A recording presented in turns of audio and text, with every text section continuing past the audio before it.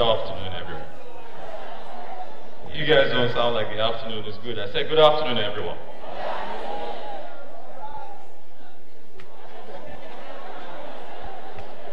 My name is Bankole Williams.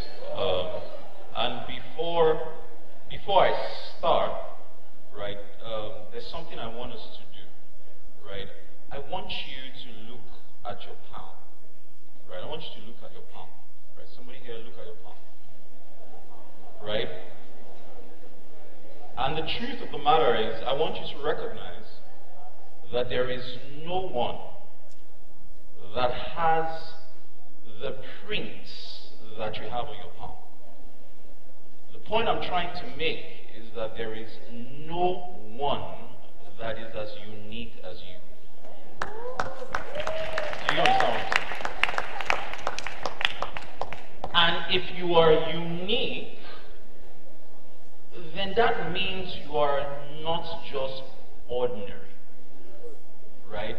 So please help me look at the person beside you and tell them, if you only knew who I was, you will ask for my autograph. Maybe that person didn't get you. Help me look at the person on the other side and tell them, if you only knew who I was, you will buy me dinner today.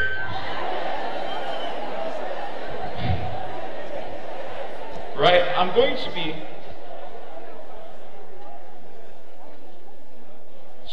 talking about the 7-star graduates.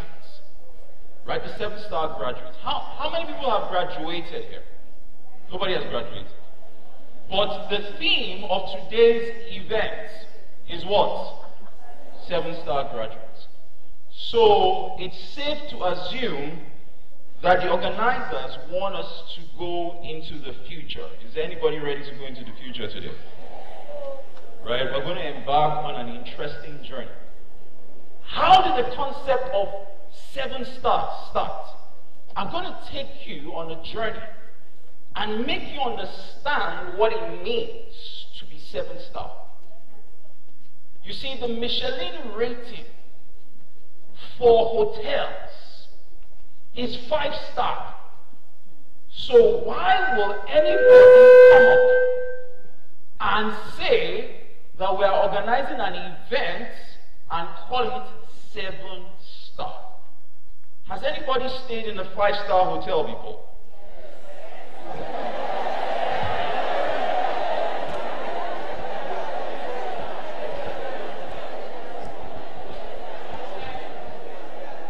You passed by it, you walked in front of it. Right? Now listen. If you've stayed in a 5-star hotel, you would know that it exudes a lot of class. Now, the peak when it comes to hotel ratings is 5-star. But there is one hotel in the world that has exceeded what everybody considered to be the peak 5-star. The hotel is called the Burj Al Arab. It is the only 7-star hotel in the world. The only 7-star hotel in the world. Right? So here's the thing. If we are talking about 7-star, then that means that our expectation of you is not for you to just reach the peak. It means that our expectation of you is to exceed the peak. So the point is, if you went to a 7-star hotel, I am sure from the gates you will be shouting, wow, because you will be excited, exhilarated by what you see. The same way that the 7-star graduate is supposed to be a student who we see, and when we come in contact with him, we consistently say, wow. Is somebody understanding what I'm saying? the point I am trying to make is that we live in extraordinary times. And if we live in extraordinary times, for you to survive and thrive in these times, you cannot afford to be 5-star. You cannot afford to be ordinary. You have to be extraordinary. Are you understanding what I'm saying? Now the point is, when I graduated from school, I had a job waiting for me. I had a job waiting for me in Guarantee Trust Bank. But guess what? Now graduates are coming out of school and there are no jobs. So somebody finishes with a first class, but that is not a guarantee that he's going to get a job. So they tell you, go to school, study any course. Study any course. Anything they give you, study it. When you come out, make sure you get a good job. When you get a good job, make sure you get promoted on the job. When you get promoted, you will get a good life. That was the winning formula that my parents taught me. Did they teach you the same formula? The question is, does that formula still work? Because people are coming out of school and not finding jobs. So it means that the ones who will find jobs are not 5-star, they are what? Because they are extraordinary people. My point to you is, how many people come in contact with you on a daily basis and they say, wow, what an exceptional person I just met. The point I'm trying to make is, if we call this program 7-star graduates, then you had better be a 7-star student. Help me ask the person beside you, are you 7-star or 5-star?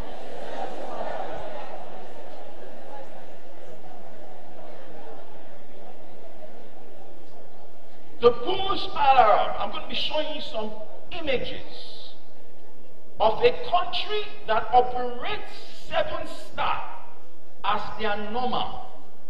And I am doing this because I want to challenge you to the point that extraordinary becomes your ordinary. Did you hear what I said? To the point that what? The extraordinary becomes your ordinary. The only 7-star hotel in the world. Anybody knows where this place is? Dubai, right? Has an artificial skiing center. Right? Dubai in 1990. Dubai in the year 2003. Can you see the tallest building in Dubai? Can you see what it looks like now? 13 years. See the kind of advancements that these people made.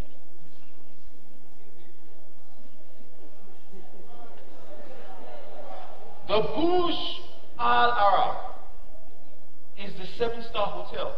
And this is the Burj Khalifa, right? The tallest building in the world. Can you see how tall the building is? 800 meters tall. The question is, see the building next to it. They decided not to just make it 10 meters above. They exceeded it by close to, 300 meters. What kind of mind thinks of doing things like this? This place is called Dubai Land, right? They are working on artificial dinosaurs. So you see them walking, artificial dinosaurs. Can you see the size of the palm tree in comparison with the size of the dinosaur? Is this 5-star or is this 7-star?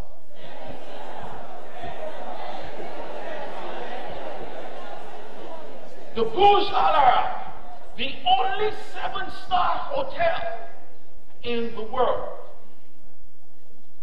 It is the world's tallest building used as a hotel. The atrium can take 38-story building. Is this 5-star or is this 7-star?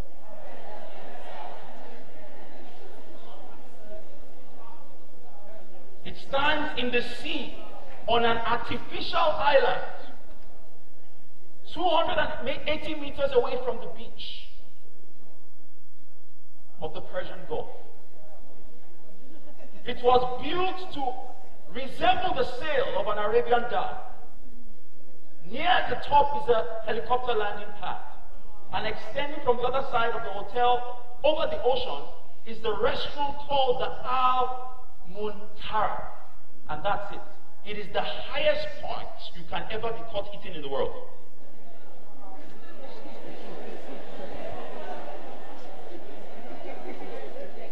Another restaurant, the Al Mahara,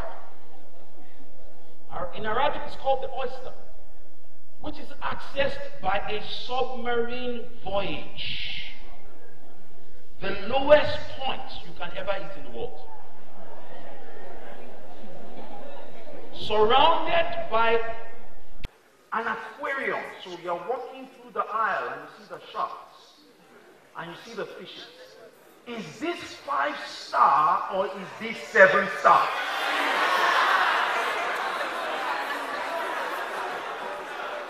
They say in the Burj Al Arab, if it looks like gold, it is gold.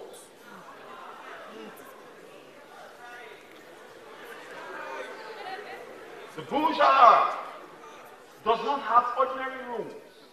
Rather, it is divided into 202 duplex rooms.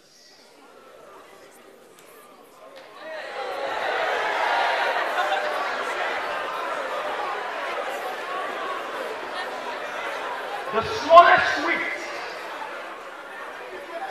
occupies an area of 169 square meters, and the largest suite occupies 780 square meters. One suite is the size of a box.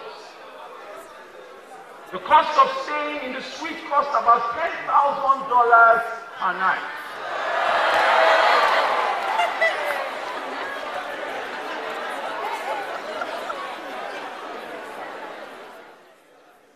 This is the Dubai Lounge. The aerial view of this place looks like the map of the world. A collection of islands that when you look at it from the top, it looks like the map of the world. Now this one is mind-boggling. They are working on this project currently. They believe that if man or if the earth rotates along its axis and the occupants of the earth don't notice that the earth is rotating, then it is possible for a building to rotate along its axis and the occupants of the building will not know that it is rotating. Is this 5-star or is this 7-star? I want to hear the people at the back. Is this 5-star or 7-star? This guy, what else, guys? This guy was a visionary. Handed over, took over from his elder brother, Sheikh Mohammed bin Rashid Al Maktoum. This was how Dubai Airport looked like back then. This is what it looks like now. The question is, do you think 7-star on the inside before you have it on the outside? Help me ask the person beside you, are you 5-star or 7-star? I'm going to be talking about 3 things that will guarantee you becoming a 7-star student and then a 7-star graduate. Now let me explain something to you. Right? If we can see a pattern and we model after the pattern, we are guaranteed of the results. So I want to show you the pattern that these guys are operating so that you can model after the pattern and begin to experience results. Are you ready for 7-star? Number 1 is vision. Somebody say vision. I want to hear you. Somebody say vision. Number 2 is vocation. Somebody say vocation. Number 3 is value. Somebody say value. So let's start with number 1, vision. Vision is a picture of your future. My question to you, yes, you are a student, but what is the picture of your desired future? I tell people vision is a picture of a future that compels you to embark on a journey and stay on that journey, regardless of how rough the road is, how long it takes you to get there, and how far the vision is. So vision is a picture of a desirable future. Now let me show you or prove to you that the guys in Dubai have vision. In spite of what they have accomplished, I checked the Facebook page of the Sheikh of Dubai, and I stumbled on his 2020 vision for Dubai. You guys want to see it? Yes. Now let me show you. His vision for Dubai in the year 2020 is that they will have 20 million tourists every year, and they will make about 300 billion dirhams every year. Did you hear what I said? Is that not vision? My question to you is, you are in school, but what is your vision? I will never forget when I was in the University of Lagos, pretty much like this, when I studied biochemistry, right? I was here, I remember in 2003, I was seated somewhere on this stage. A gentleman by the name of Fela Toye came into this auditorium and he was talking. And something on the inside of me told me, this guy is living what I consider to be a representation of my future.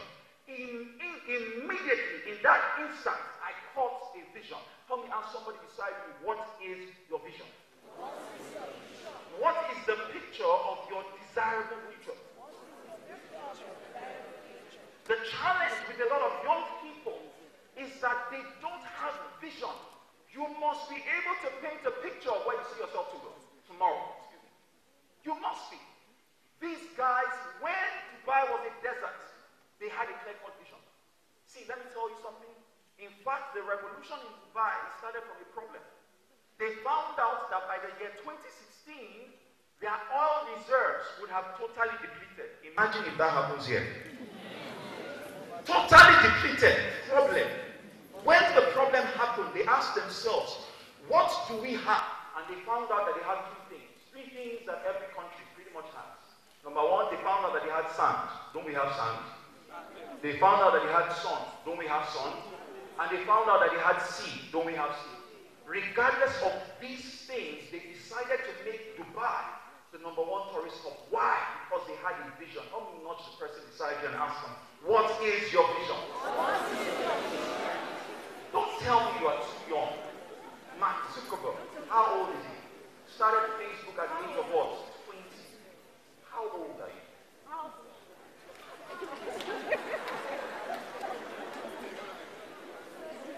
From desert to Dubai.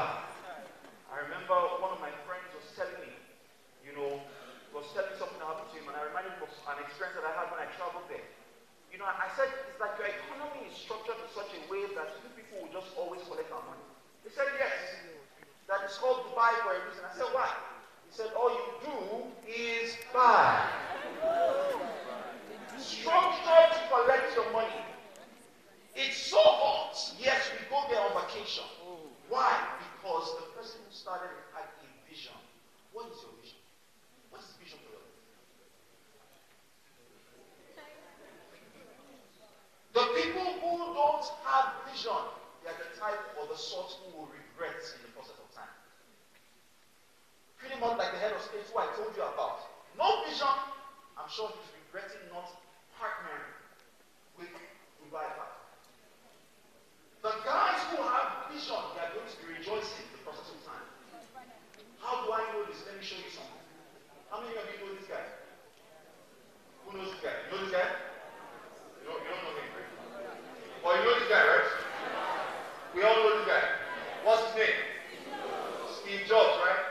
Fantastic. We're all here. How can your vocation be what they gave you? Your vocation is what God has given you. My question to you is, what is the talent that you possess? Learn how to make that talent a vocation. Because when you come out of here, there are not so many jobs available for those who just want to find jobs. But the people who have discovered their talents and have made it their vocation are the ones who are going to start thriving. Right? So you have to find what you are suited for. What is the natural habitat for fishes? Water. Natural habitat for the birds? Air. I have never seen a bird fall down from the sky saying I'm tired of swimming or flapping my wings. Never seen a fish drown from too much swimming. My question to you is, what is that thing that you are gifted with? You have got to make it a vocation. See, let me tell you something. When you are graduating from this institution, don't only graduate with the degree in your course. Make sure you bag a degree in what I call your vocation. Make sure you bag a degree in your field. See, I can mention several names of people who graduated from this school. And when they were in school, yes, they had a course, but they had another thing that they were doing that was their vocation. And today, they are practicing it. I happen to be good friends with a particular actor. Some of you know him, O.C. Ukeji. O.C. studied marine biology and fisheries. But when we were in school, he was acting from when we were in school. He came out with another degree. Maybe he didn't have the papers for it. He came out with a degree in acting, and today he's living the life of his dreams. My question to you is, what is your vocation? When I was in school with people like Ike Osakudua. Ike, I think, studied economics. But he had started presenting from when we were in school. Today, he's the host of Big Brother. What is your vocation? Let me ask the person beside you, what is your own vocation?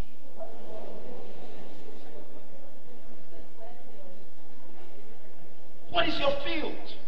What is that natural thing that God has blessed you with? I tell people it's hidden in two things, your fascination and your frustration. Whatever it is that fascinates you when it is well done, there is purpose hidden in that thing. That's your vocation. What is that thing that frustrates you when it is not well done? There is purpose in that thing. That's your vocation. It is time that you begin to discover it.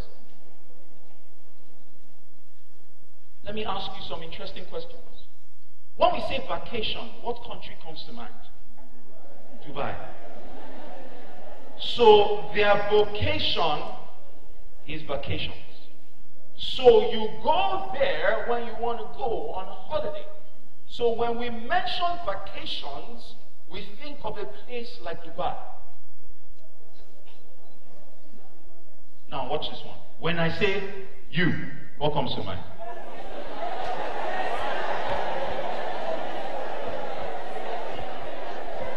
What is that thing that your name represents? That is your vocation. What is that thing?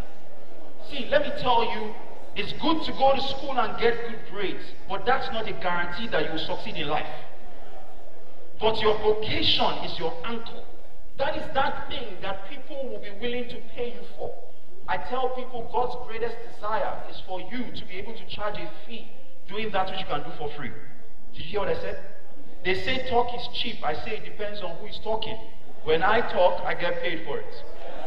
The point I am trying to make is, if you discover that thing that you are gifted in, people will begin to pay you for it. Are you understanding what I'm saying?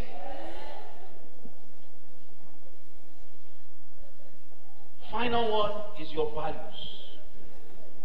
Your values. We live in a society where a lot of people have disregarded values. The standard of values in Dubai is so high. In Dubai, you can't just go around and spit anyhow. They can put you in prison for that. You can't just go around and throw things on the floor anyhow. You can be jailed for that. In fact, they believe that if you do not have a set of rules that govern your life, then you are probably an animal. That's their mentality. Because human beings have a set of rules that govern them. So how dare you just live your life anyhow? The major problem we have in Nigeria today is the lack of values. Nobody has sets of rules that govern them. And until you begin to have this in your life, I tell people, Your vision and your vocation will take you high. But what will keep you there are your values. A set of rules that you live by. You can't just throw things anyhow. I see people who sleep at any time. No rules governing their lives. People who walk about anyhow. No rules governing their lives. Live, talk, act anyhow. See, I had an experience once. I went to, it was a church, and I came out of the church, and a lady in her car, she was eating something, and she flung the bottle out, of the window. So I ran, I picked up the bottle, I walked up to her, I said, Madam, Haba, why would you do this? I asked her a question. I said, if I came to your house, right, and you offered me a drink, and when I was done, I tossed it on the floor, how would you feel about it? The lady said, I would feel bad. And I said to her, why would you treat Nigeria that way? Do unto others the way you would expect them to treat or do. Because the truth is, even though you complain about the nation and you say that certain things are wrong in the society, you must play your own part. Let me tell the person beside you, play your own part. You must have a set of rules that govern you. In fact, one of the things I want to challenge you guys to do is when you leave here, get a sheet of paper, write 10 things that daily you will live by. Because if you don't do this, you may go so high, but I tell you, one issue will show up, and then you will come back down. Because values are important. They are important. In Dubai, they have a code of conduct. You don't just do things anyhow. You don't act anyhow. And that's one of the reasons why they are where they are. Because they don't just have vision, they don't just have a vocation, which obviously is vacations, but they have a set of values that they live by. The truth of the matter is, you must have values. One of my values is to make a positive impact everywhere I go. And the truth is, you will come in contact with people and you do not know where you will meet them again in life. I tell people, not everybody in your class is your classmate. We are all in the same class, but we are not all mates. In the process of time, you will know that what will determine whether we are mates is where our minds are. See, I know people who I went to training school with in Guaranteed Trust Bank who are on a certain level. There's a particular guy who was in my training school. Today, he is the head of telecoms group in the bank. Some of my peers are 6 levels below him. We were in the same class, but not everybody in your class is your classmate. The point I'm trying to make is that some people are lobbying to get to see this guy. We were in school together. But guess what? If they had made a positive impact when they had the opportunity in the same space with him, now they'll be able to have access to him. The point I'm trying to make is you have to live here determining in your heart that from this point forward, you will live a life of impact. Because the truth of the matter is, in the process of time, they say water will find its levels. Some people will be high up there, some people will be low. But the truth of the matter is, the people who you have impacted today are the people who will reward you with the ability to influence them in tomorrow. Did you hear what I said? I'll take that again. The people who you have impacted today are the people who will reward you with the ability to influence them in tomorrow. One of the things I want to challenge people to do today is when you leave here, determine that on a daily basis, you will live a life of values. You will determine that you will commit yourself to a set of rules that will govern your life. And you will go about making positive impacts on the lives of people. Because the truth is, in the process of time, you would wish you had made that impact. Let me tell you, when I was in Guaranteed Trust Bank, I helped so many people come into the bank. I was never in the recruitment team, never. But I helped as many people as I could. Today, some of those people are in positions of influence. And today, I can call them and they would assist me. In fact, some of them will commit their lives to ensuring that whatever I want is done. Why? Because when I had the opportunity to, I made an impact. The same way I am challenging you today to make an impact in people's lives, because that's what's going to guarantee that in the process of time, you would have access to them. But now that you have the access, make sure you make an impact. I'll tell you, I'll wrap this up with a story, true story of something that happened to me that made me realize the importance of this. I served in a place called Kaduna, right? And when I served there, I remember one day I was in the banking hall and a lady walked into the hall. And, I just knew she was from Lagos. I knew. How did I know? She was wearing a yellow top, yellow belt, yellow shoes, yellow bill. In the north, they don't dress like that. So I knew, and I was curious. So I walked up to her and I said, I was curious. I said, are you from Lagos? She said, how did you know? I said, it's written all over you. I got to know her. And not long after, I got into Guarantee Trust Bank. Remember I said I was never in the recruitment team, but I helped people get in. She called me because she was in the set after mine, saying she needed a job. I helped her. She wrote the test. She got into the bank. When we were in training school, after her training school, she needed a good posting. She called me again. I went out of my way to help her. What you fail to realize is when you are impacting people, you are helping yourself. I did not know that I was helping myself, because in the process of time, I was going to realize it. I tell people you can only connect the dots by looking backwards. Looking forward, you will not connect it. Because from that point, I could not connect it. But now looking backwards, I say, thank God that I helped her. This girl got into the bank. She was posted to the admin team. Not long after that, I decided I was going to leave the bank. Like 4 years, I said I wanted to, talk and impact people's lives. I left the bank and I was trying to do business with the bank because I consult. I wanted to consult the Guarantee Trust Bank. At this point, the MD of Guarantee Trust Bank had died. There was a new MD. There was some restructuring in the system. And this lady who was in the admin team had to move to another team. Can you guess the team that she moved into? She moved to the exact same team that I was in. I was not there anymore. And she was in the training team. At that point, I was trying to do business with the bank. She put her neck on the line to ensure that my company was given a fair chance. And that's how we started consulting for the bank. If I had not impacted her by helping or assisting her several years ago, would I have gotten the opportunity? No. The point I'm trying to make to you today is make a positive impact on everyone you meet, everywhere you go. Thank you and God bless you.